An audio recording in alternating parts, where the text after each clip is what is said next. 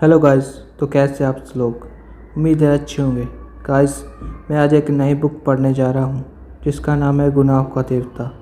इसका कवि श्री धर्मवीर भारती जी है। उम्मीद है आपको ये बुक सुनकर बहुत अच्छा लगेगा। इसकी मैं ऑडियो बुक जल्दी पूरी करूँगा, तो एंजॉय कीजिए। प्रथम खंड। अगर पुराने ज़माने के नगर देवताओं की और ग्राम देवता की कल्पना आज मान्य होती तो मैं कहता कि इलाहाबाद का नगर देवता जरूर कोई रोमांटिक कलाकार है। ऐसा लगता है इस शहर की बनावट, गठन, जिंदगी, रहन सहन, कोई बंधे बंधाए नियम नहीं, कहीं कोई कसाव नहीं, हर जगह एक स्वच्छ खुलाव, एक बिखरी हुई अनियमितता। बनारस की गलियों से पतली गलियां और लखनऊ की सड़कों से चौड़ी सड़कें, यॉर्कशायर, ब्राइटन के उपनगरों का मुकाबला करने वाली सिविल लाइंस, दलदलों की गंदगी को मात करने वाले मोहल्ले। मौसम में भी कहीं कोई सम नहीं, कोई संतुलन नहीं। सुबह मलयजी, दोपहर अंगारी, तो शामें रेशमी। धरती ऐसा कि सहारा की रेगिस्तान की बालू भी मिले, मालवा की तरह हरे भरे खेत भी मिले, ऊपर परती की भी कमी नहीं। सचमुच लगता है प्रयाग का नगर देवता स्वर्ग कुंजों में निर्वाहित कोई मनमौजी कलाकार है, जिसके सर्जन से हर रंग के डोरे हैं और चाहे जो हो। मगर इधर कार्तिक, उधर बसंत के बाद और होली के बीच के मौसम से इलाहाबाद का वातावरण नेस्टियम और पेंजी के फूलों से भी ज़्यादा खूबसूरत और आम के बोरों की खुशबू से भी ज़्यादा महकदार होता है। सिविल लाइंस हो या अल्फ्रेड पार्क, गंगा तट हो या खुशरूबा बाग, लगता है हवा एक नटखट तो सीजा की तरह कलियों की आंचल और लहरों के मिजाज से छेड़खानी करती चलती है। अगर आप सर्दी से बहुत नहीं डरते तो आप ज़रा एक ओवरकोट डालकर सुबह सुबह घूमने निकल जाएं, तो इन खुली हुई जगहों की फिजा इठलाकर आपको अपने जादू में बांध लेगी। खास तौर सो पटकने से पहले तो आपको एक बिल्कुल नई अनुभूति होगी। बसंत के नए नए मौसमी फूलों के रंग से मुकाबला करने वाली हल्की सोनहली पाल सूर्य की उंगलियों, सुबह की राजकुमारी के गुलाबी वृक्ष पर बिखरे हुए भौराले घेंसुओं को धीरे धीरे हटाती जाती और क्षितिज की सुनहरी तरुणाई बिखर पड़ती। एक ऐसी ही खुशबूनुमा सुबह थी जिसकी कहानी मैं कहने जा रहा हूँ। वह सुबह से भी ज़्यादा मासूम लड़का, प्रभाती गायक, फूलों के जगाने वाले देवदूत की तरह अल्फ्रेड पार्क के लॉन पर फूलों की सरजमी के किनारे किनारे घूम रहा था। कत्थई सभी टपी के रंग की पश्मीने का लंबा कोट, जिसका एक कॉलर उठा हुआ था और दूसरों कॉलर के सरों में एक पतली बटन होल में लगी हुई थी। सफ़ेद मक्खन जीन, पतली पैंट, पैरों में सफ़ेद जरी की पोशाक, सैंडलों, भरा हुआ गोरा चेहरा और ऊंचे चमकते हुए माथे की झूलती हुई एक रूखी भूरी लट। चलते चलते उसने एक रंग बिरंगा गुलचा इकट्ठा कर लिया था। रह रहकर वह उसे सूंघ लेता था। पूरब के आसमान की गुलाबी पखुरियों बिखरने लगी थी। सुनहले पराग की एक बौछार सुबह के ताज़े फूलों पर बिछ रही थी। अरे सुबह हो गई, उसने चौंक कर कहा और पास की एक बेंच पर बैठ गया। सामने से एक माली आ रहा था। क्यों जी, लाइब्रेरी खुल गई? अभी नहीं बाबूजी, उसने जवाब दिया। वह फिर संतोष से बैठ गया। फूलों की पंखुड़ियाँ नोचकर नीचे फेंकने लगा। जमीन पर बिछाने वाली सोने की चादर परतों पर परतें बिछाती जा रही थी। पेड़ों की छाँव का रंग गहराने लगा था। उसकी बेंच के नीचे फूलों की चुनी हुई पत्तियाँ बिखरी थी। अब उसके पास सिर्फ एक फूल बाकी रह गया है। हल्के फालिसी रंग के उस फूल पर गहरे पेंजी डोरे थे। हेलो कपूर साहब, किसी के पीछे से कंधे पर हाथ रखकर कहा। यह क्या झक मार रहे हो सुबह सुबह? उसने मुड़कर पीछे देखा। आओ ठाकुर साहब, आओ बैठो यार, लाइब्रेरी खुलने का इंतज़ार कर रहा हूँ। यूनिवर्सिटी लाइब्रेरी चाट डाली, अब इसे तो शरीफ लोगों के लिए छोड़ दो। हाँ हाँ, शरीफ लोगों के लिए ही छोड़ रहा हूँ। डॉक्टर शुक्ला की लड़की है ना, वह इसकी मेंबर बनना चाहती है, तो मुझे आना पड़ा। उसी का इंतज़ार भी कर रहा हूँ। डॉक्टर शुक्ला तो पॉलिटिक्स डिपार्टमेंट में है ना? नहीं, गवर्नमेंट साइकोलॉजिकल ब्यूरो में है।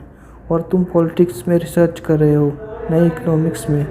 बहुत अच्छे, तो उनकी लड़की को सदस्य बनवाने आए हो? कुछ अजब स्वर में ठाकुर ने कहा। छी, कपूर ने हंसते हुए कुछ अपने को बचाते हुए कहा। यार, तुम जानते हो कि मेरा उनसे कितना घरेलू संबंध है। जब मैं प्रयाग में हूँ उन्हीं के सहारे हूँ, और आजकल तो उन्हीं के यहाँ पढ़ता लिखता भी हूँ। ठाकुर साहब हंस पड़े। अरे भाई, डॉक्टर शुक्ला को जानता नहीं क्या? उनके जैसा कोई भला आदमी मिलना मुश्किल है। तुम सफाई वर्क में दे रहे हो। ठाकुर साहब यूनिवर्सिटी के उन्हीं विद्यार्थियों में से थे जो बैरानाम विद्यार्थी होते थे। कब तक वे यूनिवर्सिटी को शोभित करते रहेंगे इसका कोई निश्चय नहीं। एक अच्छे खासे रुपए वाले व्यक्ति थे, घर से ताल्लुकदार, हंसमुख, युवतियों कस्ते में मजा लेने वाले, मगर दिल के साफ, निगाह के सच्चे। बोले, एक बात तो मैं स्वीकार करता हूँ, तुम्हारी पढ़ाई का सारा श्रेय डॉक्टर शुक्ला को ही है। तुम्हारे घर वाले तो कुछ खर्चा भेजते नहीं, उनसे अलग ही होकर आया था। समझ लो कि उन्होंने किसी न किसी बहाने मदद की है। अच्छा आओ, तब तक लोटस पॉन्ड तक ही घूम ले, फिर लाइब्रेरी भी खुल जाएगी। दोनों उठकर एक कृत्रिम कमल सरोवर की ओर चल दिए, जो पास ही बना हुआ था। सीढ़ियाँ चढ़कर ही उन्होंने देखा कि एक सज्जन किनारे बैठे कमलों की ओर एकटक देखते हुए ध्यान में तालीन है। छिपकली से दुबले पतले बालों की एक लट माथे पर झूमती हुई। कोई प्रेमी है या कोई फिसलाकर है? देखा ठाकुर। नहीं यार, दोनों ने निष्कर्ष कोटि के जीव है। ये कवि है, मैंने जानता हूँ। ये रविंदर बिसारिया है, एमए में पढ़ता है। आओ मिलाए तुम्हें। ठाकुर साहब ने एक बड़ा सा घास का तिनका तोड़कर पीछे चुपके से जाकर उसकी गर्दन पर कूदाई। बिसारिया चौंक उठा, पीछे मुड़कर देखा। बिगड़ गया, ये क्या बदतमीजी है। ठाकुर साहब में कितने गंभीर विचारों में डूबा था। सहसा बड़े विचित्र स्वर में आंखें बंद कर बिसारिया बोला, आह कैसा मनोरम प्रभात है। मेरी आत्मा को घोर अनुभूति हो रही थी। कपूर बिसारिया की मुद्रा पर ठाकुर साहब की ओर देखकर मुस्कुराया और इशारे में बोला, हाँ यार, शक्ल की चीज़ छेड़ो ज़रा। ठाकुर साहब ने तिनका फेंक दिया। बोले, माफ़ करना भाई बिसारिया, बात यह है कि हम लोग कवि तो नहीं हैं, इसलिए समझ नहीं पाते क्या सोच रहे थे तुम। बिसारिया ने आंखें खोली और एक गहरी सांस लेकर बोला, मैं सोच रहा था कि आखिर प्रेम क्या होता है, क्यों होता है, कविता क्यों लिखी जाती है, फिर कविता के संग्रह उतने क्यों नहीं बिकते जितने उपन्यास की या कहानियों संग्रह। बात तो गंभीर है। कपूर बोला, जहाँ तक मैंने समझ और पढ़ा है, प्रेम एक तरफ की बीमारी है, मानसिक बीमारी, जो मौसम बदलने के कुछ दिनों में होती है। मसलन कार्तिक या फागुन चैत। उसका संबंध रीढ़ की हड्डी से होता है और कविता एक तरह की सतरीपात होती है। मेरा मतलब आप समझ रहे हैं। मैं सिबरिया नहीं, बिसरिया, ठाकुर साहब ने टोका। बिसरिया ने कुछ उजलत, कुछ परेशानी और कुछ गुस्से से उनकी ओर देखा और बोला, क्षमा कीजिए, आप यहाँ तो फ्रायडवादी हैं या प्रकृतिवादी। आपके विचार सर्वदा विदेशी हैं। मैं इस तरह के विचारों से घृणा करता हूँ। कपूर कुछ जवाब देने ही वाला था कि ठाकुर साहब बोले, अरे भाई, बेकार उलझ गए तुम लोग, पहले परिचय तो कर लो आपस में। ये तो श्री चंद्र कुमार विश्वविद्यालय में रिसर्च कर रहे हैं। आप हैं रविंदर बिसारिया, इस वर्ष एमए में बैठ रहे हैं, बहुत अच्छे कवि हैं। कपूर ने हाथ मिलाया, फिर गंभीरता से बोला, क्यों साहब, आपको दुनिया में कोई काम नहीं रहा जो कविता करते हैं? बिसारिया ने ठाकुर साहब की ओर देखा और बोला, ठाकुर साहब यह मेरा अपमान है, मैं इस तरह के सवालों का आदी नहीं। और उठ खड़ा हुआ। अरे बैठो। ठाकुर साहब ने हाथ खींचकर बिठा लिया। देखो कपूर, मतलब तुम समझे नहीं। उसका कहना यह है कि तुमसे इतनी प्रतिभा है कि लोग तुम्हारी प्रतिभा का आदर करना नहीं जानते, इसलिए उन्होंने सहानुभूति में तुमसे कहा कि तुम और कोई काम क्यों नहीं करते, वरना कपूर साहब तुम्हारी कविता के बहुत शौकीन हैं, मुझसे बराबर तारीफ़ करते हैं। बिसारिया पिघल गया और बोला, क्षमा कीजिए, मैंने गलत समझा। अब मेरा कविता संग्रह छप रहा है, मैं आपको अवश्य भेंट करूंगा। फिर बिसरिया ठाकुर साहब की ओर मुड़कर बोला, अब लोग मेरी कविताओं की इतनी मांग करते हैं कि मैं परेशान हो गया हूँ। अभी कल त्रिवेणी के संपादक मिले, कहने लगे अपना चित्र दे दो। मैंने कहा कि कोई चित्र नहीं है, तो पीछे पड़ गए। आखिरकार मैंने ID कार्ड उठाकर दे दिया। वाह, कपूर बोला, मान गए आपको हम। तो आप राष्ट्रीय कविताएं लिखते हैं या प्रेम की? जब जैसा अवसर हो, ठाकुर साहब ने जड़ दिया। वैसे तो यह वार फ्रंट का कवि सम्मेलन, शराबबंदी कॉन्फ्रेंस का कवि सम्मेलन, शादी ब्याह का कवि सम्मेलन, साहित्य सम्मेलन का कवि सम्मेलन, सभी जगह बुलाए जाते हैं। बड़ा ये शैन का। बिसारिया ने प्रशंसा से मुक्त होकर देखा, मगर फिर एक गर्व का भाव मुंह पर लाकर गंभीर हो गया। कपूर थोड़ी देर चुप रहा, फिर बोला, तो कुछ हम लोग को सुनाइए ना, अभी तो मूड नहीं है। बिसारिया बोला। ठाकुर साहब बिसारिया को पिछले 5 सालों से जानते थे। वे अच्छी तरह जानते थे कि बिसारिया किस समय और कैसे कविता सुनाता है। अंत बोले, ऐसे नहीं कपूर, आज शाम को आओ, ज़रा गंगा जी चले, कुछ बैटिंग रहे, कुछ खाना पीना रहे, तब कविता भी सुनना। कपूर को बैटिंग का बेहद शौक था। फ़ौरन राजी हो गया। शाम को विस्तृत कार्यक्रम बन गया। इतने में ही एक कार उधर से लाइब्रेरी की ओर गुजरी। कपूर ने देखा, बोला, अच्छा ठाकुर साहब, मुझे इजाज़त दीजिए, अब मैं चलूँ लाइब्रेरी में। वो लोग आ गए। आप कहाँ चल रहे हैं? मैं ज़रा जिमखाने की ओर जा रहा हूँ। अच्छा भाई, तो शाम को पक्की रही? बिल्कुल पक्की, कपूर बोला और चल दिया। लाइब्रेरी के पैटिको में कार रुकी थी। उसके अंदर ही डॉक्टर साहब की लड़की बैठी थी। क्यों सुधा, अंदर क्यों बैठी हो? तुम्हें ही देख रही थी चंदर। वह उतर आई। दुबली पतली नाटी सी साधारण सी लड़की, बहुत सुंदर नहीं, केवल सुंदर, लेकिन बातचीत में बहुत दुलारी। चलो अंदर चलो, चंदर ने कहा। वह आगे बढ़ी, फिर ठिठक गई और बोली, चंदर, एक आदमी को 4 किताबें मिलती है ना? क्यों? तो उसने बड़े भोलेपन से मुस्कुराते हुए कहा, तो तुम अपने नाम से मेंबर बन जाओ और 2 किताबें हमें दे दो करना, बस, ज़्यादा हम क्या करेंगे? नहीं, चंदर हंसा, तुम्हारा तो दिमाग खराब है। खुद क्यों नहीं बन जाती मेंबर? नहीं, हमें शर्म लगती है। तुम बन जाओ मेंबर हमारी जगह पर, पगली कहीं की। चंदर ने उसका कंधा पकड़कर आगे ले चलते हुए कहा, वाह रे शर्म, अभी कल ब्याह होगा तो कहना, हमारी जगह तुम बैठ जाओ चंदर। कॉलेज में पहुंच गई लड़की, अभी शर्म नहीं छूटी इसकी। चल अंदर। और वह हिचकती ठिठकती झेपती और मुड़-मुड़कर चंदर की ओर रूठी हुई निगाहों से देखती हुई अंदर चली गई। थोड़ी देर बाद सुधा 4 किताबें लादे हुए निकली। कपूर ने कहा, लाओ मैं ले लूँ। तो बाँस की पतली टहनी की तरह लहराकर बोली, सदस्य मैं हूँ, तुम्हें क्यों दूँ किताबें, और जाकर कार के अंदर पटक दी। फिर बोली, आओ बैठो चंदर, मैं अब घर जाऊँगी। यह देखो। उसने भीतर के कागज़ों का बंडल निकाला और बोली, देखो, यह पापा तुम्हारे लिए दिया है। लखनऊ की कॉन्फ्रेंस है ना, वही पढ़ने ने के लिए यह निबंध लिखा है। उन्होंने शाम तक यह टाइप हो जाना चाहिए। जहाँ संख्याएँ हैं वहाँ खुद आपको बैठकर बोलना होगा। पापा सुबह से ही कहीं गए हैं, समझे जनाब।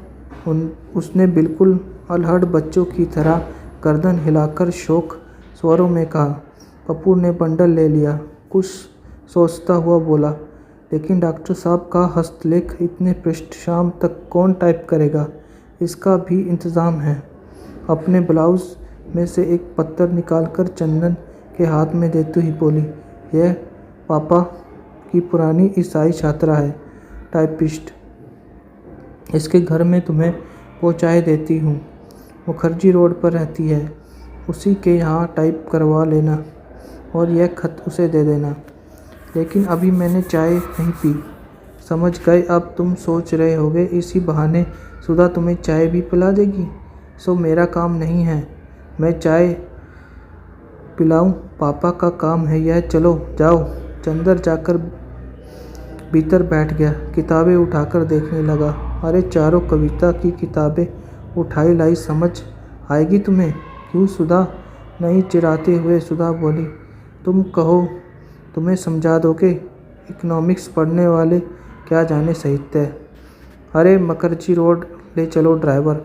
चंदर बोला, इधर कहाँ चले हो? नहीं पहले घर चलो। सुधा बोली, चाय पी लो तब जाना। नहीं मैं चाय नहीं पीऊँगा, चंद्र बोला। वाह, सुधा हंसी। तो दिया बचपन छलक उठा, मुँह तो सूखर गोभी हो गया। चाय नहीं पिएंगे? बंगला आया तो सुधा मैरिज से चाय बनाने के लिए कहा।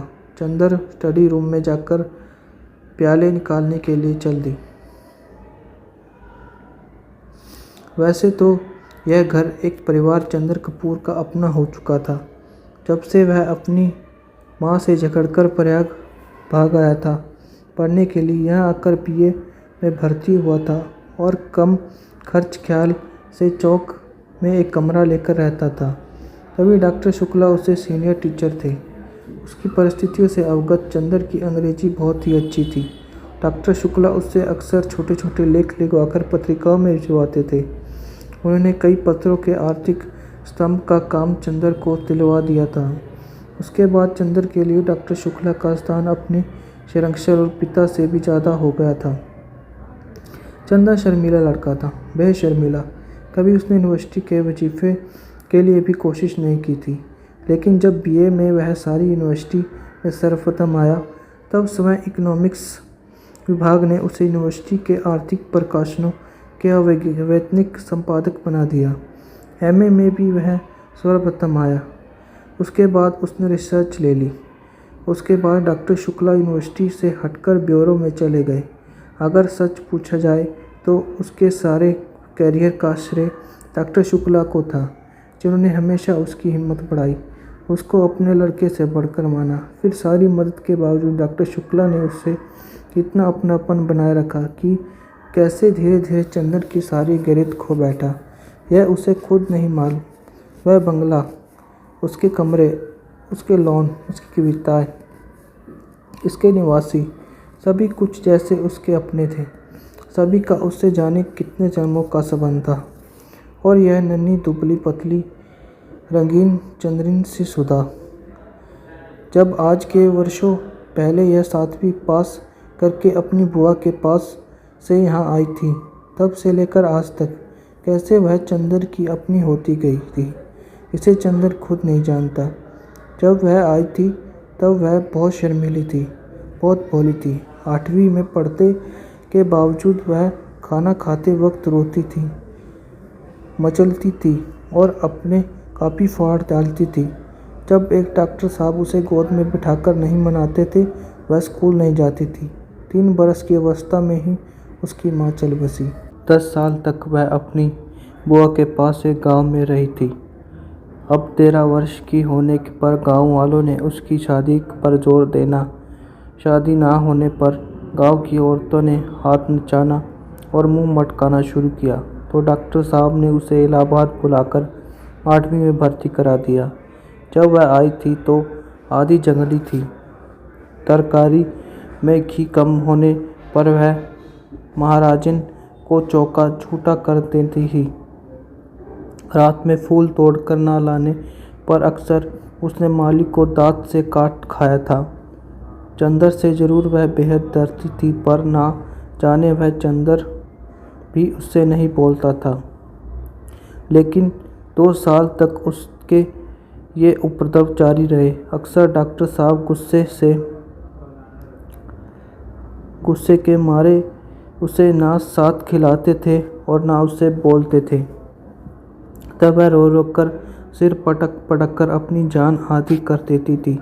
अब अक्सर चंदर ने पिता और पुत्री का समझौता कराया था, अक्सर सुधा को डांटा था, समझाया था, और सुधा घर पर से अल्हड़ पुरवाई और विद्रोही झाके की तरह तोड़ फोड़ मचाती रहने वाली सुधा चंदर की आंख के इशारे पर सुबह की नसीम की तरह शांत हो जाती थी।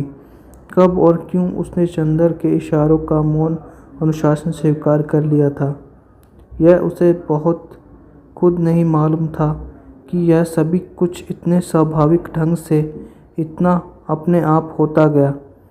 दोनों में से कोई भी इस प्रक्रिया के वाकिफ नहीं था, कोई भी इसके प्रति जागरूक न था।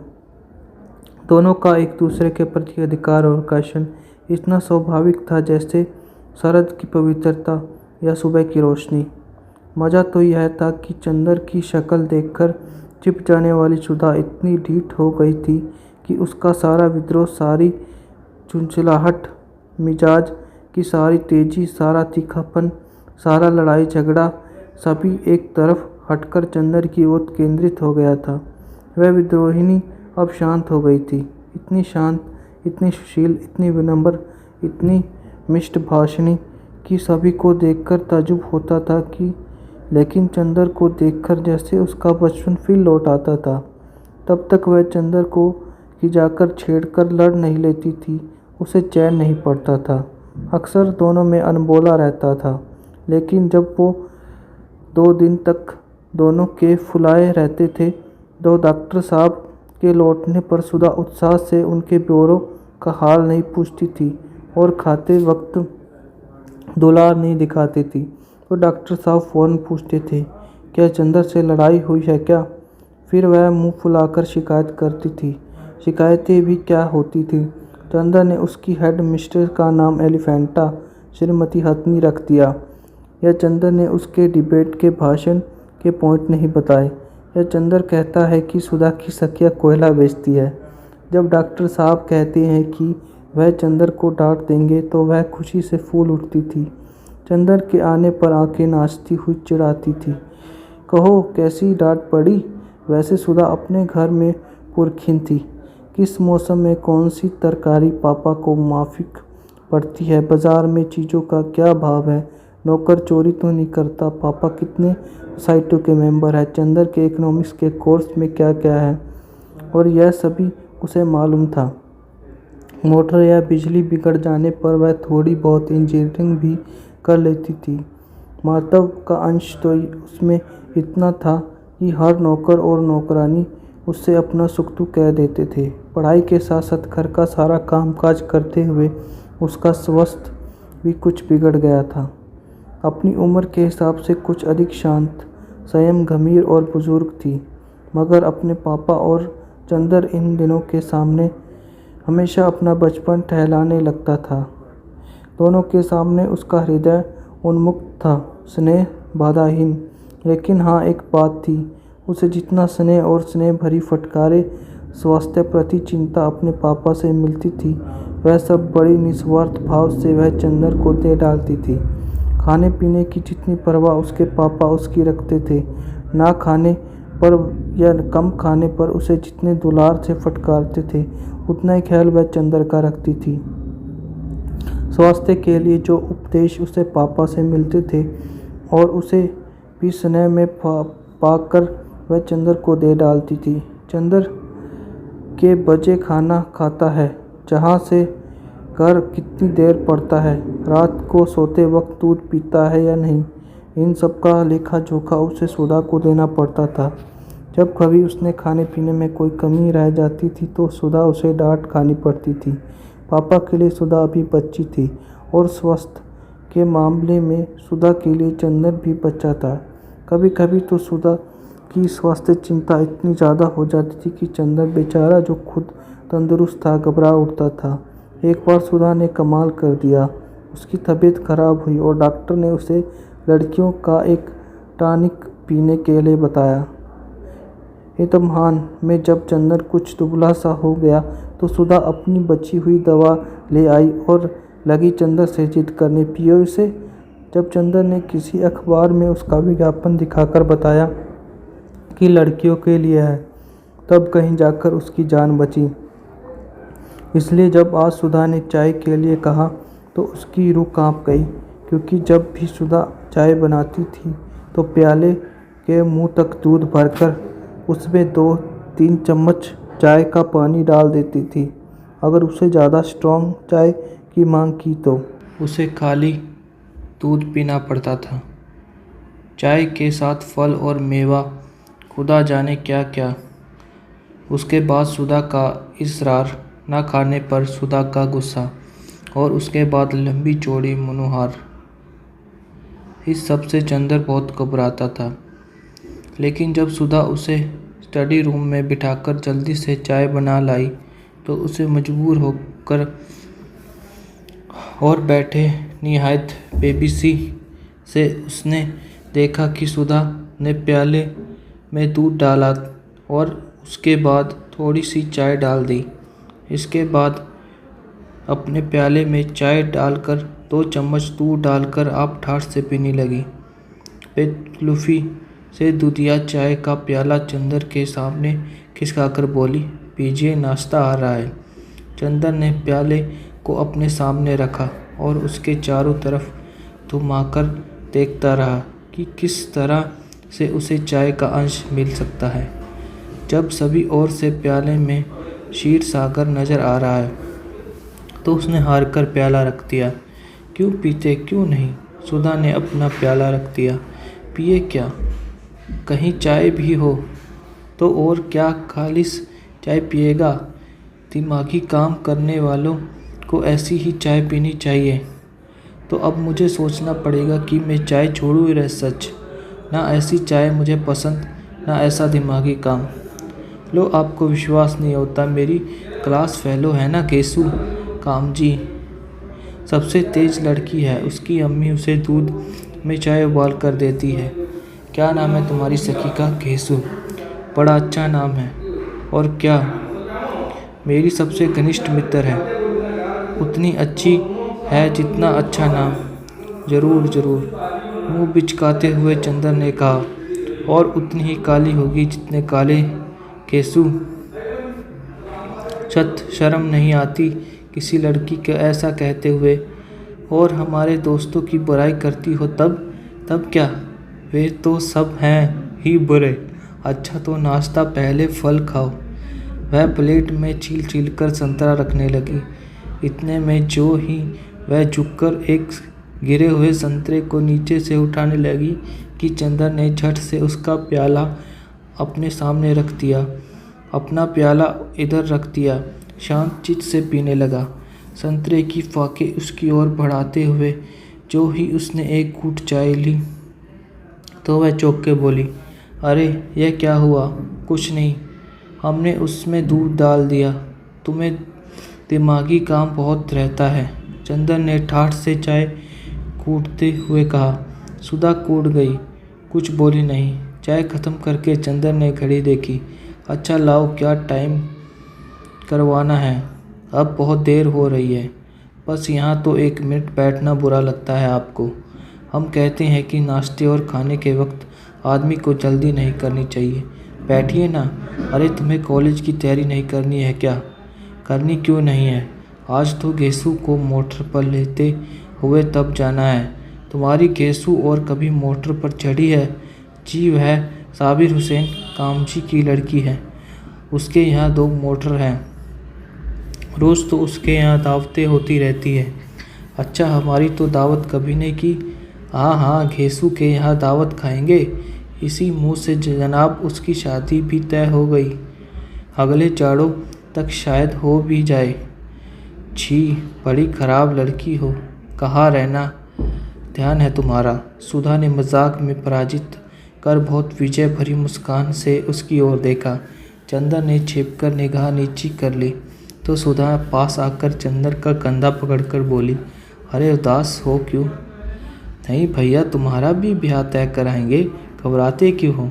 और मोटी सी इकोनॉमिक्स की किताब उठाकर बोली, लो, इस मुटकी से ब्याह करोगे तो बातचीत कर लो।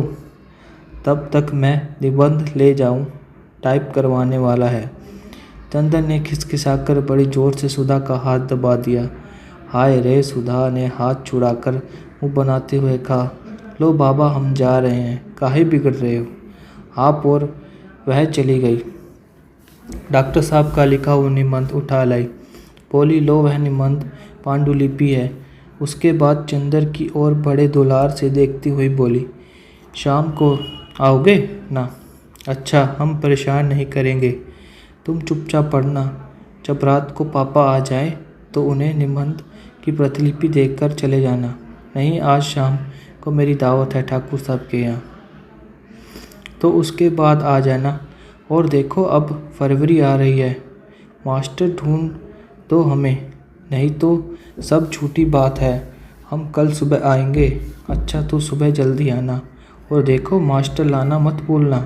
ड्राइवर तुम्हें मुखर्जी रोड पहुंचा देगा। वह कार में बैठ गया और कार स्टार्ट हो गई। फिर सुधा ने पुकारा। वह फिर उतरा। सुधा बोली, लो, यह लिफाफा तो भूल ही गए थे, पापा ने लिख दिया, उसे दे देना। अच्छा कहकर फिर चंदर चला गया।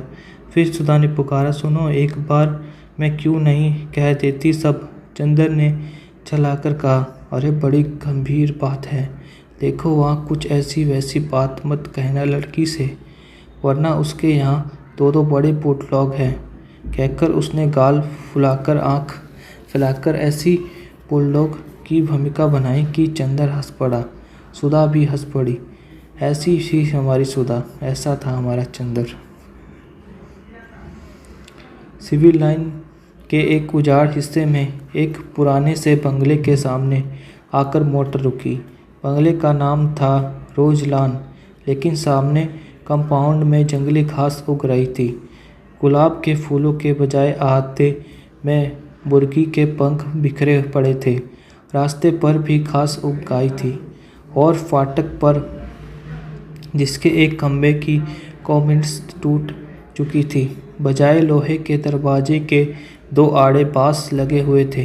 फाटक के एक और एक छोटा सा लकड़ी का नाम पटल लगा था, जो कभी काला रहा होगा, लेकिन जिसे धूल, बरसात और हवा के चिकट भरा बना दिया था।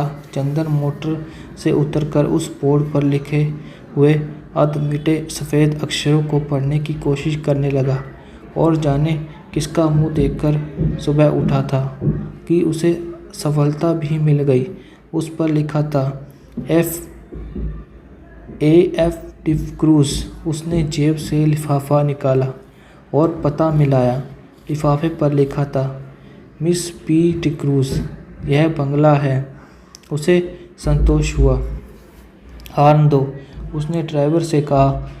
ड्राइवर ने हॉर्न दिया, लेकिन किसी का बाहर आना तो दूर, एक मुर्गा तो एहतियाती में कुड़कुड़ा रहा था। उसने मुड़कर बड़े संदेह और त्रास से चंदर की ओर देखा।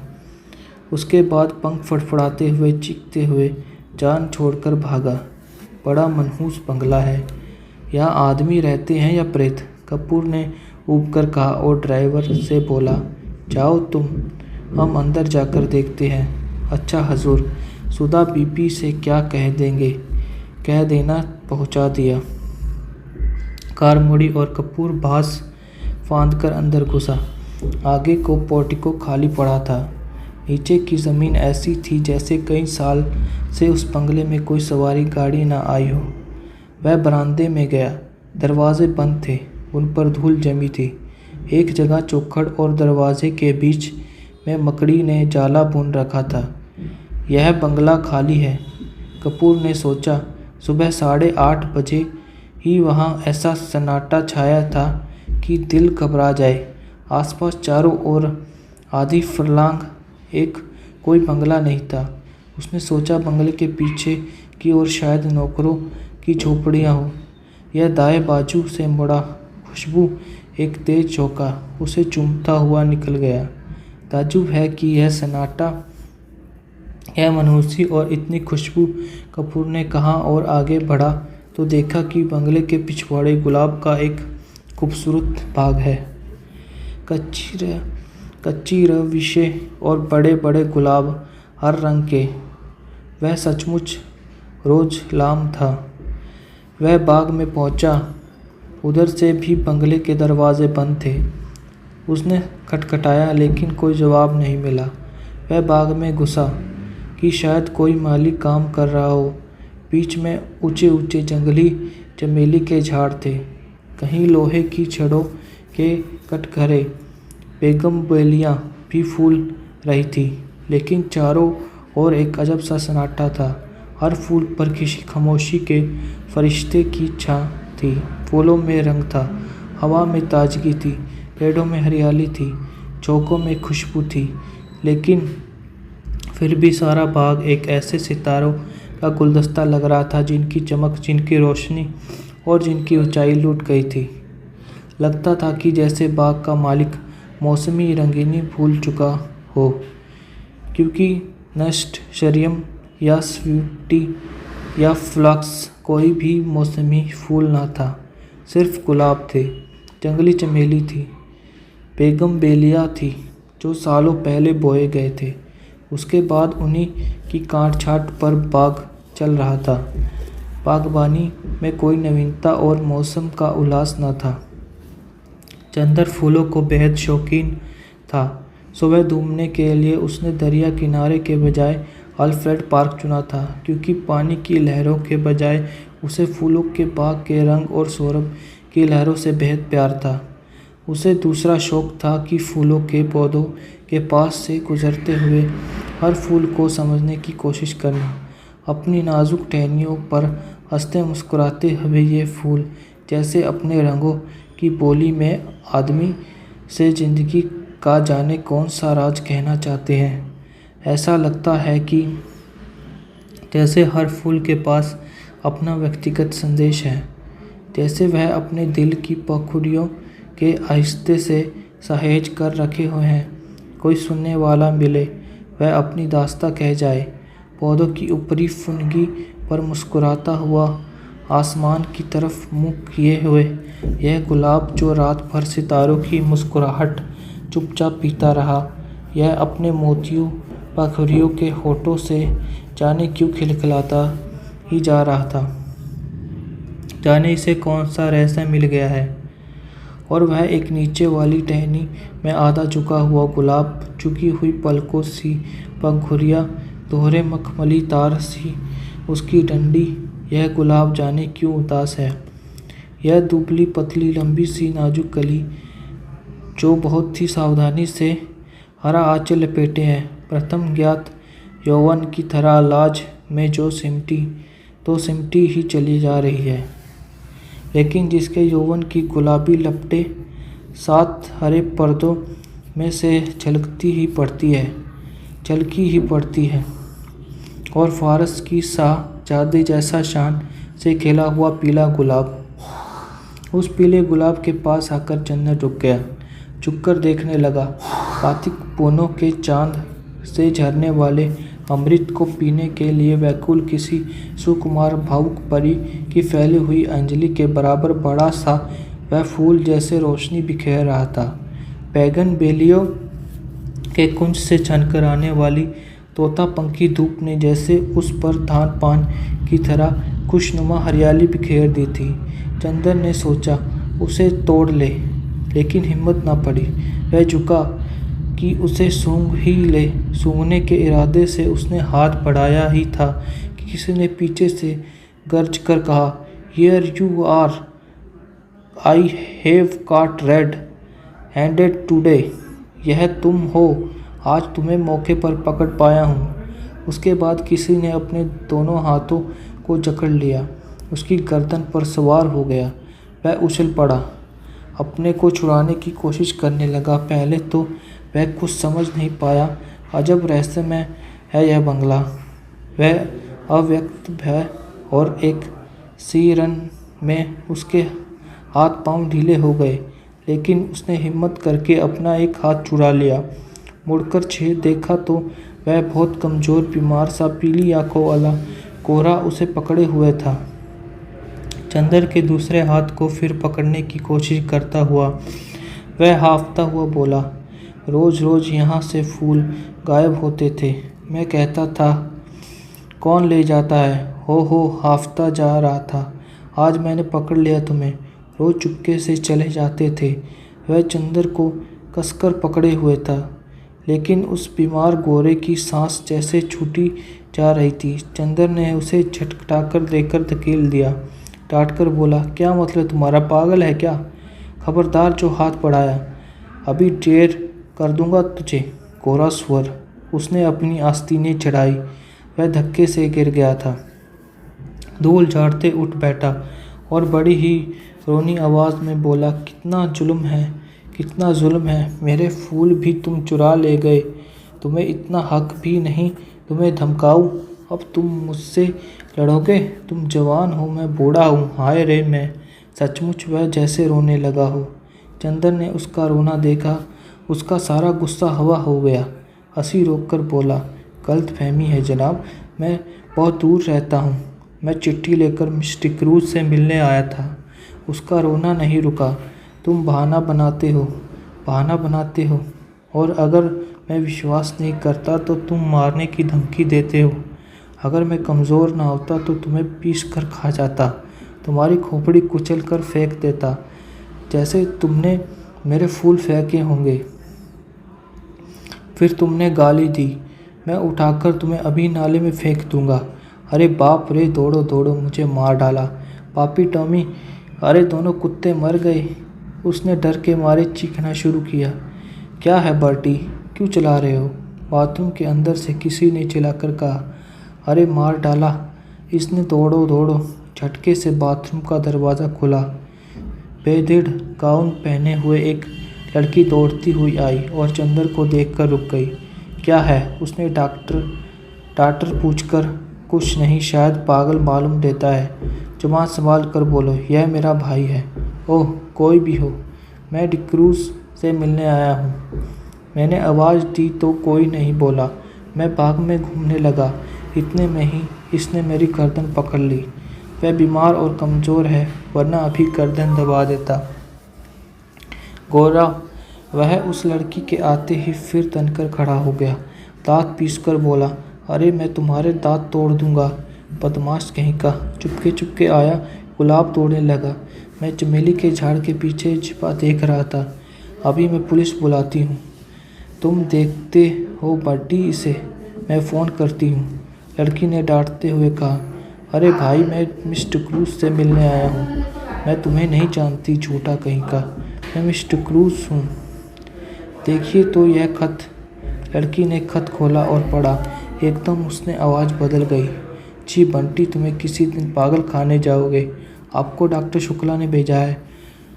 तुम मुझे बदनाम कर डालोगे।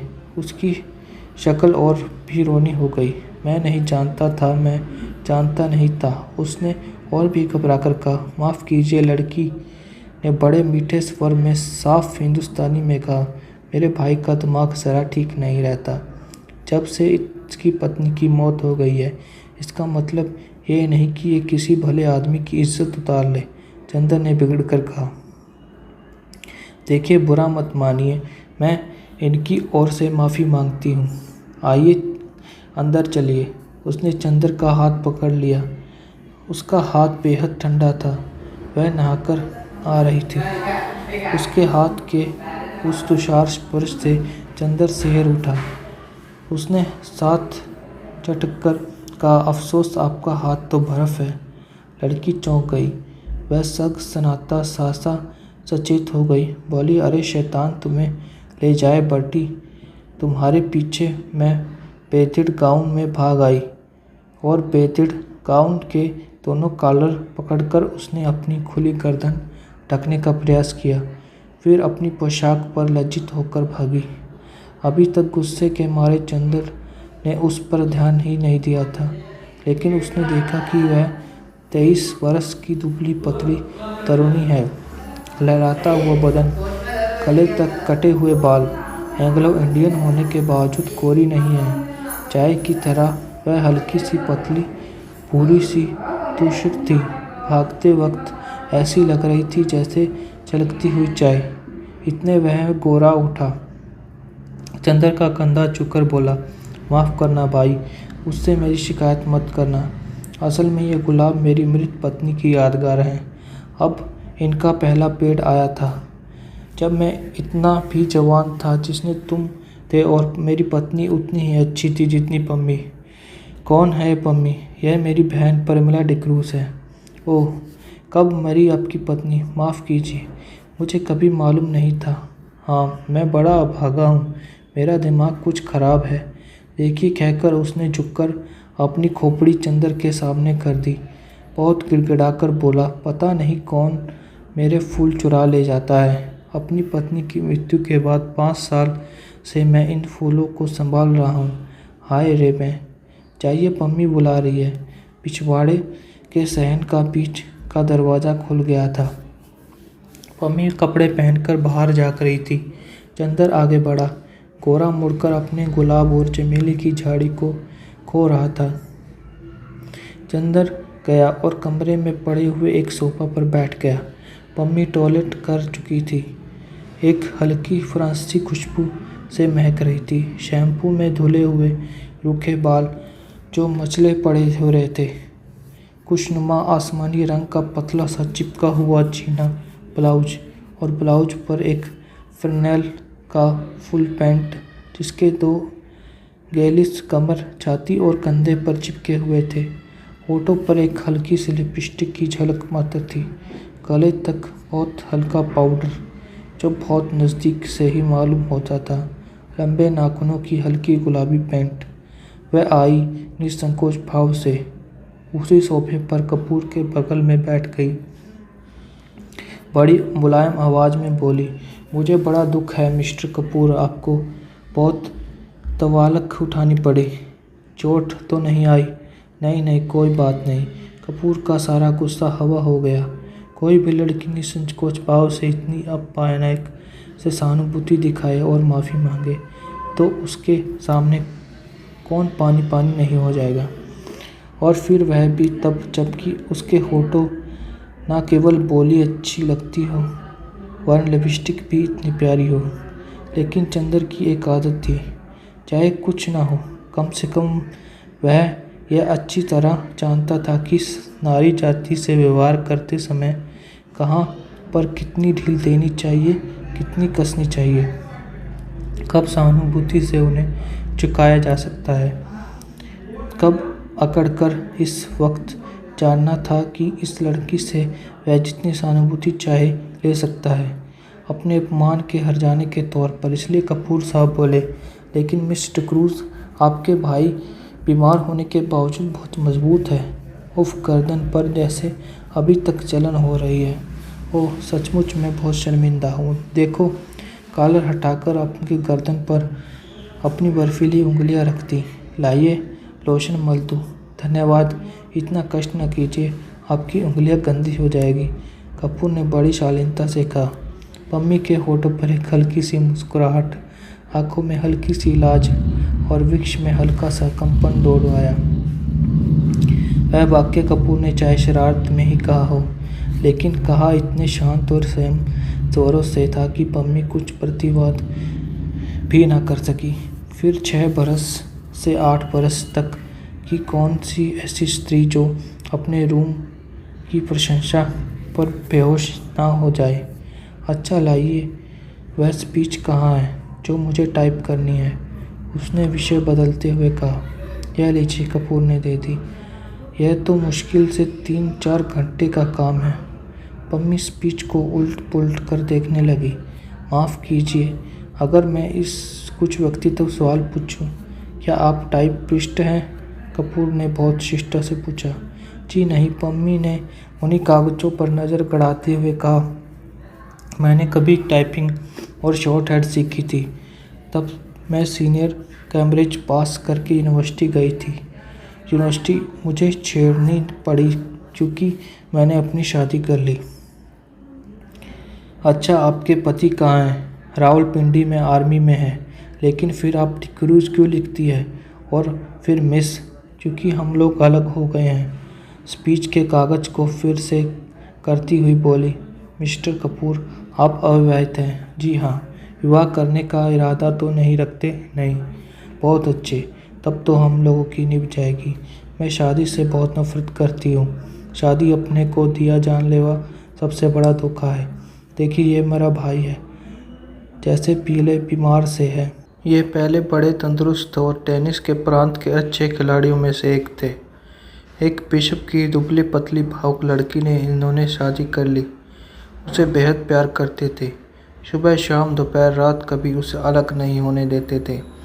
हनीमून के लिए उसे लेकर सीलोन गए थे।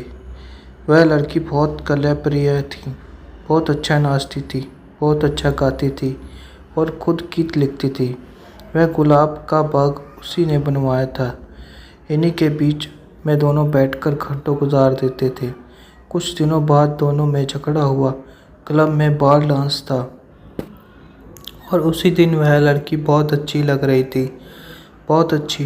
डांस के वक्त उसका ध्यान डांस की तरफ कम था, अपनी पत्नी की तरफ ज़्यादा। इन्होंने आवेश में उसकी उंगलियां और ज़ोर से दबा दी। वह चीख पड़ी। सभी इन लोगों की ओर देखकर हंस पड़े। वह घर आई और बहुत बिगड़ी। बोली, आप नाच रहे थे या टेनिस का मैच खेल रहे थे? मेरा हाथ था या टेनिस का रैकेट? इस बात पर बर्टी बिगड़ गया और उस दिन से जो इन लोगों में खटकी तो फिर कभी नहीं बनी। धीरे धीरे वह लड़की एक साजेट को प्यार करने लगी। बर्टी को इतना सदमा हुआ कि वह बीमार पड़ गया, लेकिन बर्टी ने तलाक नहीं दिया, इस लड़की से कुछ नहीं कहा। उस लड़की ने साजेट से प्यार जारी रखा, लेकिन बीमारी में बर्टी की बहुत सेवा की। बर्टी अच्छा हो गया। उसके बाद उसको एक बच्ची हुई। उसी में वह मर गई। हालांकि हम लोग सब जानते हैं कि वह बच्ची उस साजेट की थी, लेकिन बर्टी को यकीन नहीं होता कि वह साजेट को प्यार करती थी। वह कहता था कि यह दूसरों को प्यार करती होती तो मेरी इतनी सेवा कैसे कर सकती थी भला। उस बच्ची का नाम बर्टी ने रोज रखा और उसे लेकर दिन भर उन्हीं गुलाबों के पेड़ों के बीच बैठा करता था, जैसे अपनी पत्नी को लेकर बैठा था। 2 साल बाद बच्ची को सांप ने काट लिया, वह मर गई। तब से बर्टी का दिमाग ठीक नहीं रहता। खैर, ना जाने। आइए अपना काम शुरू करें। चलिए अंदर से स्टडी रूम में चलें। चलिए, चंद्र बोला।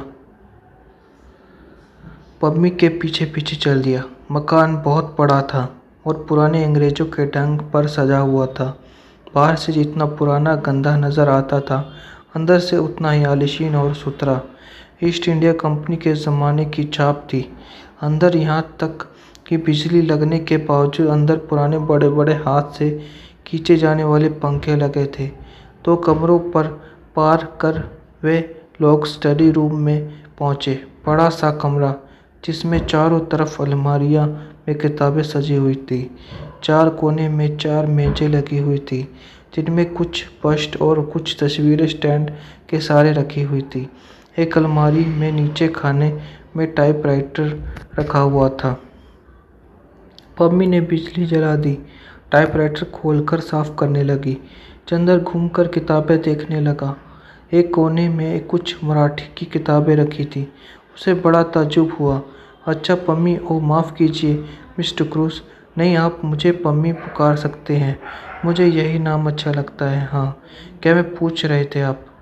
क्या आप मराठी भी जानती हैं? नहीं, मैं तो नहीं, मेरे नाना जी जानती थी। क्या आपको डॉक्टर शुक्ला ने हम लोगों के बारे में कुछ नहीं बताया? नहीं, कपूर ने कहा। अच्छा, ताज्जुब है। पम्मी बोली, अपने ट्रेनोली डिक्रूज़ का नाम सुना है ना? हाँ हाँ, डिक्रूज़ जिन्होंने कोशोम्बी की खुदाई करवाई थी। वह तो बहुत बड़े पुरातत्ववेत्ता थे।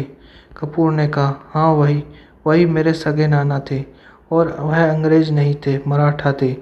उन्होंने मेरी नानी से शादी की थी। एक कश्मीरी ईसाई महिला थी। उनके कारण भारत में उन्हें ईसाईयत अपनानी पड़ी। यह मेरे नाना का ही मकान है। अब हम लोग को मिल गया है। डॉक्टर शुक्ला के दोस्त मिस्टर श्रीवास्तव बैरिस्टर हैं। वह हमारे ख़ानदान के एंटनी थे। उन्होंने डॉक्टर शुक्ला ने ही ज़्यादातर हमें दिलवाई थी। लीजिए, मशीन तो ठीक हो गई।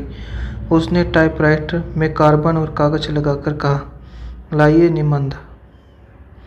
इसके बाद घंटे भर तक टाइपराइटर रुका नहीं। कपूर ने देखा, यह लड़की जो व्यवहार में इतनी सरल और स्पष्ट है, फैशन में इतनी नाजुक और शौकीन है, काम करने में उतनी मेहनती और तेज़ भी है। उसकी उंगलियां मशीन पर इस तरह चल रही थी, तेज इतनी कि 1 घंटे में उसने लगभग आधी पांडुलिपि टाइप कर डाली। ठीक 1 घंटे के बाद उसने टाइपराइटर बंद कर दिया। बगल में बैठे हुए कपूर की ओर झुककर कहा, अब थोड़ी देर आराम।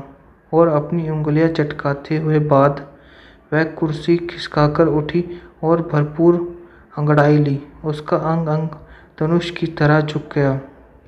इसके बाद कपूर के कंधे पर बेतकल्लुफ़ी से हाथ रखकर बोली, क्यों, एक प्याला चाय मंगवाई जाए? मैं तो पी चुका हूँ, लेकिन मुझसे तो कम होने से रहा, अब बिना चाय पी के। पम्मी की अलड़ बच्ची की तरह बोली और अंदर चली गई। कपूर ने टाइप किए हुए कागज उठाए और कलम निकालकर उनकी गलतियाँ सुधारने लगा। चाय पीकर थोड़ी देर में पम्मी वापस आई और बैठ गई।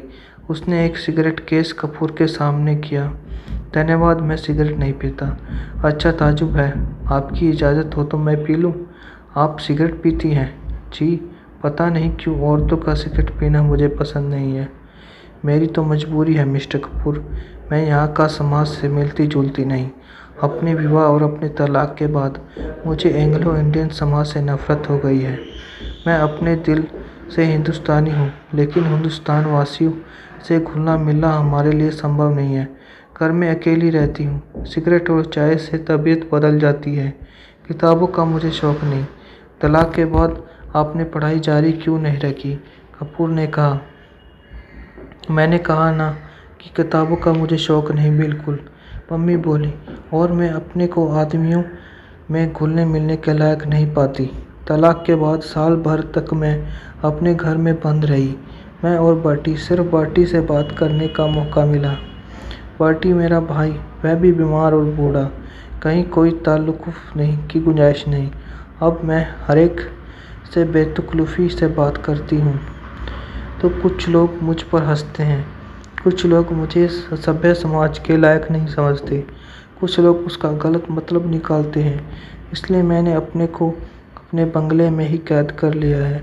आप ही है, आज पहली बार मैंने देखा आपको। मैं समझती ही नहीं कि आपसे कितना दुराव रखना चाहिए।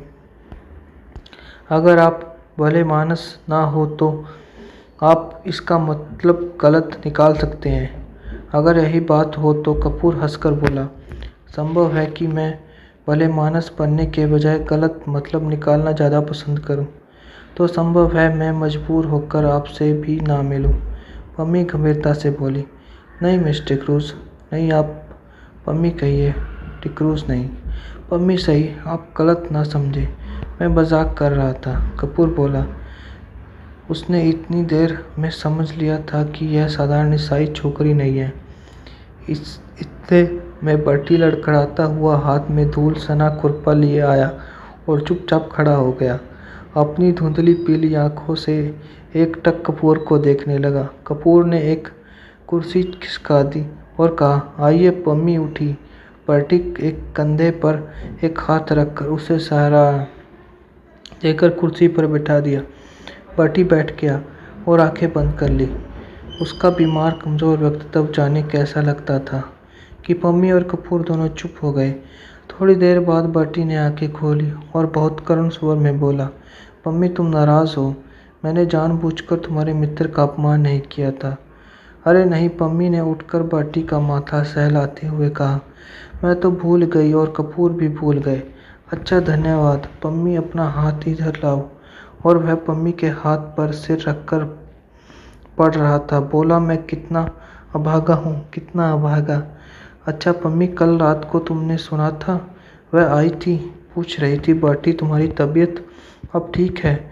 मैंने झट अपनी आंखें ढक ली, कहीं आंखों का पीलापन देख ना ले। मैंने कहा, तबीयत अब ठीक है, मैं अच्छा हूँ। तो उठी और जाने लगी। मैंने पूछा, कहाँ चली? तो बोली, सार्जेंट के पास, जरा क्लब जा रही हूँ। तुमने सुना था पम्मी? कपूर स्तब्धता उन दोनों की ओर देख रहा था। पम्मी ने कपूर को आंख का इशारा करते हुए कहा, हाँ हमसे मिली है, लेकिन बर्टी वह साजन के साथ नहीं गई थी। हाँ, तब बर्टी की आंखों में चमक उठी। उसने उल्लास भरे स्वर से पूछा। वह बोली, बर्टी के ये गुलाब सार्जेंट से ज़्यादा प्यारे हैं। पम्मी बोली। अच्छा। मुस्कुराहट से बर्टी का चेहरा खिल उठा। उसकी पीली पीली आंखें और घस गई, दांत बाहर झलकने लगे। क्या कहा उसने? फिर तो कहोगे। उसने कहा ये गुलाब सार्जेंट से ज़्यादा प्यारे हैं। फिर इन्हीं गुलाबों पर नाचती रही। सुबह होते ही इन्हीं गुलाबों में छिप गई। तुम्हें सुबह किसी फूल में तो नहीं मिली? तुम्हें तो किसी फूल में नहीं मिली। पार्टी ने बच्चों के से भोले विश्वास के स्वरों में कपूर से पूछा। चंदर चौंक उठा। पम्मी और पार्टी की इन बातों पर उसका मौन बेहद भर आया था। पार्टी की मुस्कुराहट पर उसकी नसें थरथरा उठी थी। नहीं, मैंने तो नहीं देखा था, चंदर ने कहा। पार्टी ने फिर मायूसी से सिर झुका लिया, आंखें बंद कर ली। कराती हुई आवाज़ से बोला, जिस फूल में वह छिप गई थी उसी को किसी ने चुरा लिया होगा। फिर सहसा वह तनकर खड़ा हो गया, पुचकारते हुए बोला, जाने कौन ये फूल चुराता है। अगर मुझे एक बार मिल जाए तो मैं उसका खून ऐसे पी लूँ। उसने हाथ की उंगलियां काटते हुए कहा। उठकर लड़खड़ाता हुआ चल गया। वातावरण इतना भारी हो गया था कि फिर पम्मी ने और कपूर की बातें ही नहीं की। पम्मी ने चुपचाप टाइप करना शुरू किया। कपूर चुपचाप पार्टी की बातें सोचता रहा। घंटा भर बाद टाइपराइटर खामोश हुआ तो कपूर ने कहा, पम्मी, मैंने जितने लोग भी देखे हैं उनमें शायद बर्टी सबसे विचित्र है, शायद सबसे दयनीय। पम्मी खामोश रही। फिर उसी लापरवाही से अंगड़ाई लेते हुए बोली, मुझे बर्टी की बातों पर ज़रा सा भी दया नहीं आती। मैं उसको दिलासा देती हूँ क्योंकि वह मेरा भाई है और बच्चे की तरह नासमझ और लाचार है। कपूर चौंक गया। वह पम्मी की ओर आश्चर्य से चुपचाप देखता रहा, कुछ बोला नहीं। क्यों, तुम्हें ताज्जुब क्यों होता है? पम्मी ने कुछ मुस्कुराकर कहा, लेकिन मैं सच कहती हूँ वह बहुत गंभीर हो गई। मुझे जरा तरस नहीं आता इस पागलपन पर। क्षण भर चुप रही, फिर जैसे ही बहुत तेजी से बोली, तुम जानते हो उसके फूल कौन चुराता है? मैं उसके फूल तोड़कर फेंक देती हूँ। मुझे शादी से नफरत है। शादी के बाद होने वाली आपसी धोखेबाजी से नफरत है। उस धोखेबाजी के बाद इस झूठ-मूठ की यादगार और बेईमानी के पागलपन से नफरत है। ये गुलाब के फूल ये क्यों मूल्यवान है? इसलिए न कि इसके साथ बर्टी की ज़िंदगी इतनी बड़ी ट्रेजेडी गुथी हुई है।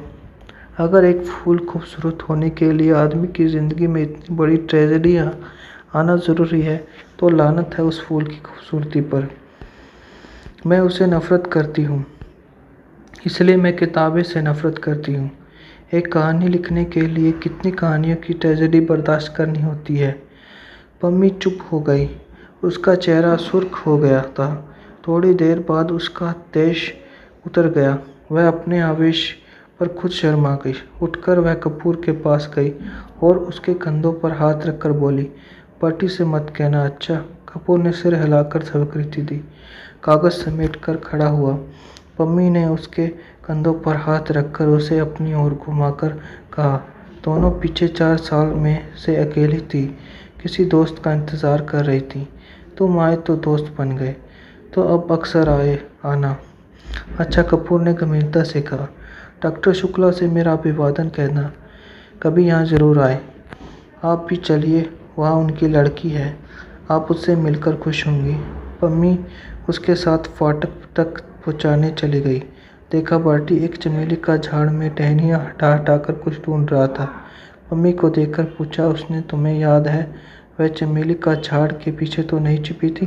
कपूर ने पता नहीं क्यों जल्दी पम्मी को अभिवादन किया और चल दिया। उसे बर्टी को देखकर डर लगता था। सुधा का कॉलेज बड़ा एकांत और खूबसूरत जगह पर बना था। दोनों ओर ऊंची सी मोड़ और बीच में से कंकड़ की एक खूबसूरत घुमावदार सड़क। दाईं ओर चने और गेहूं के खेत, बैर शहतूत के झाड़ और बाईं ओर ऊंचे ऊंचे टीले और ताड़ के लंबे लंबे पेड़। शहर में काफ़ी बाहर देहात का सा नज़ारा और इतना शांत वातावरण लगता था कि यहाँ कोई उथल पुथल, कोई शोरगुल है ही नहीं। जगह इतनी हरी भरी कि दर्जों के कमरे के पीछे ही महुआ चूता था। लंबी लंबी घास और दोपहरिया के नीले फूलों की जंगली लतारें उलझी रहती थी। इस वातावरण ने अगर किसी पर सबसे ज़्यादा प्रभाव डाला था तो वह थी गेसु। उसे अच्छी तरह मालूम था कि बांस के झाड़ के पीछे किस चीज़ के फूल हैं। पुराने पीपल के गिलों की लतर चढ़ी है और करौंदे के झाड़ के पीछे एक शाही की माद है। नागफनी की झाड़ी के पास एक बार उसने एक लोमड़ी भी देखी थी। शहर के एक मशहूर रईस साबिर हुसैन काजमी की वह सबसे बड़ी लड़की थी। उसकी माँ, जिन्हें उसके पिता अदन ने ब्याह कर लाए थे, शहर की मशहूर शायरा थी। हालांकि उनका दीवान छपकर मशहूर हो चुका था, मगर वह किसी भी बाहरी आदमी से कभी नहीं मिलती जुलती थी। उनकी सारी दुनिया से अपने पति और अपने बच्चों तक सीमित थी। उन्हें शायराना नाम रखने का बहुत शौक था। अपनी दोनों लड़कियों का नाम उन्होंने गेसु और फूल रखा था। अपने दो छोटे बच्चों का नाम हसरत, हाँ, अपने पति देव साबिर साहब के हुक्के से बेहद चिढ़ती थी। उनका नाम उन्होंने रखा था आतिश फिजा। घास, फूल, लतर और शायरी का शौक गेसु ने अपनी माँ से विरासत में पाया था। किस्मत से उसका कॉलेज भी ऐसा मिला जिसमें दर्जों की खिड़कियों से आम की शाखा झाँका करती थी। इसलिए हमेशा जब भी मौका मिलता था, क्लास के भाग कर गेसु घास पर लेटकर अपने सपनों को आदी हो गई थी।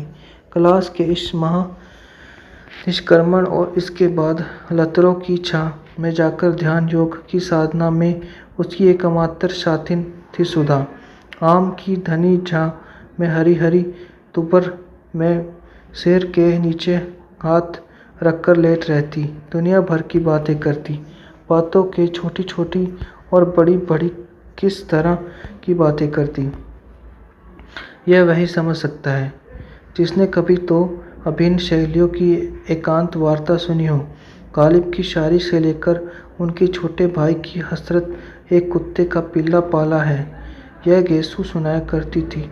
और शरद के उपन्यासों से लेकर यह कि उसकी मालिक ने गिल्ड का बड़ा कड़ा बनवाया था, यह सुधा बताया करती थी। दोनों अपने मन की बातें एक दूसरे को बता डालती थी। जितना भावुक, प्यारा, अनजान और सुकुमार दोनों का मन था, उतनी ही भावुक सुकुमार दोनों की बातें।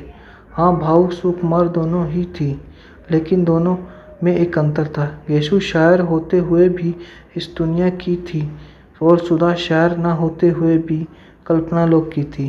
गेसु अगर झाड़ियों में से कुछ फूल चुनती तो उन्हें सूंघती, उन्हें अपनी चोटी पर सजाती, उन पर चंद शेर कहने के बाद भी उन्हें माला में पिरोकर अपनी कलाई पर लपेट लेती।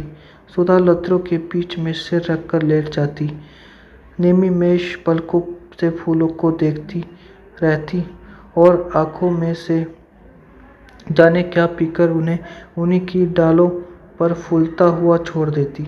गेसु हर चीज़ का उचित इस्तेमाल जानती थी। किसी भी चीज़ को पसंद करने या प्यार करने के बाद उसका क्या उपयोग, क्रियात्मक यथार्थ जीवन में उसका क्या स्थान है, यह गेसु खूब समझती थी। लेकिन सुधा किसी भी फूल के जादू में बन जाना चाहती थी, उसी की कल्पना में डूब जाना चाहती थी। लेकिन उसके बाद सुधा को कुछ नहीं मालूम था। गेसु की कल्पना और भावुक सूक्ष्मता शायरी में व्यक्त हो जाती थी। अंत में उसकी ज़िंदगी में काफ़ी व्यवहारिकता और यथार्थ था। लेकिन सुधा को जो शायरी लिख नहीं सकती थी, अपने स्वर और गठन में खुद ही एक मासूम शायरी बन गई थी। वह भी पिछले 2 सालों में से सचमुच ही इतनी गंभीर, सुकुमार और भावनामयी बन गई थी कि लगता है सुर के गीतों में से उसके व्यक्तित्व के रेशे बुन गए हैं।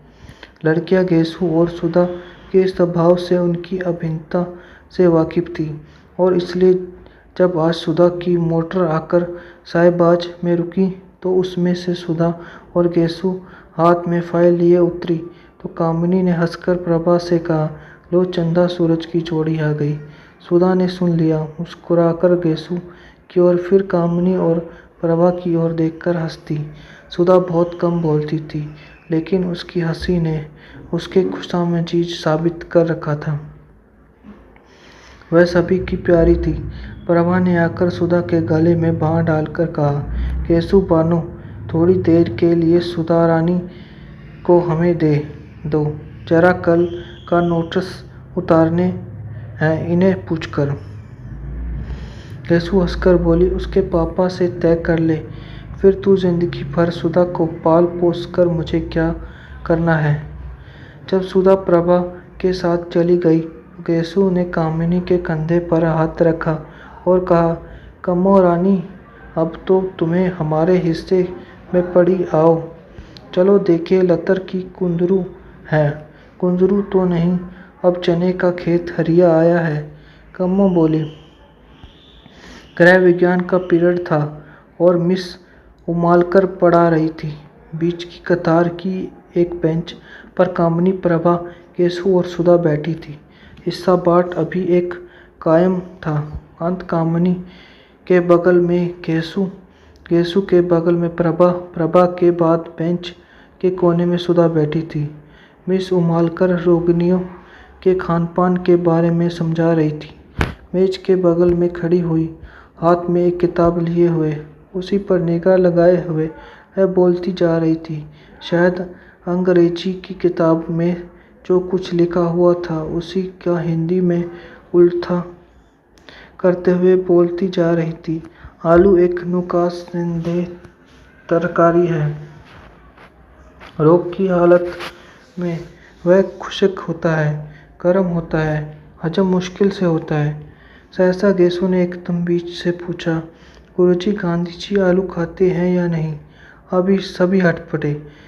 मिस उमालकर ने बहुत गुस्से से गेसु की ओर देखा, डांट कर कहा, वाइक टक आवाज Gandhi, I want no politics discussion in class. Gandhi से क्या मतलब? मैं दर्जे में राजनीतिक बहस नहीं चाहती। इस पर तो सभी लड़कियों की दबी हुई हंसी फूट पड़ी।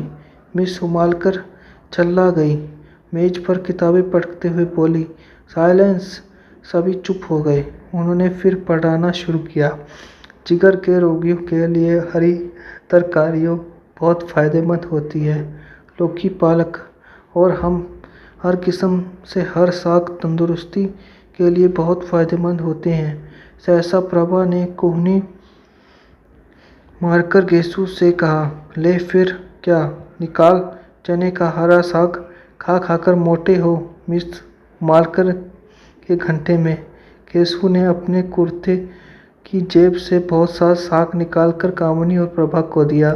मिस उमालकर अब शक्कर के हानि लाभ बता रही थी।